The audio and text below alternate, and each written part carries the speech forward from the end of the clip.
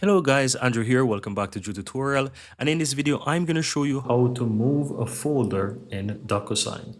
Go ahead and click on agreements on your account and scroll down on the left hand side and you'll find folders and you can expand those folders.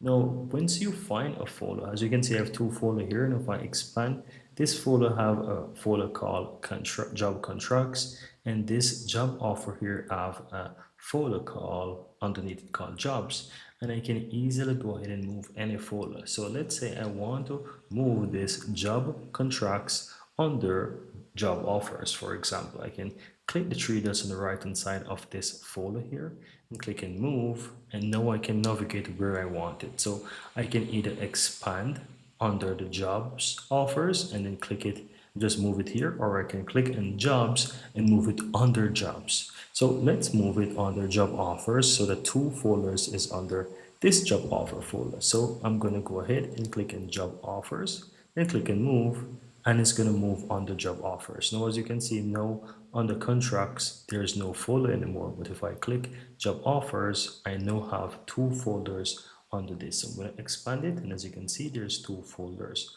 under the job offers. And that's it. That's how you move a folder on DocuSign.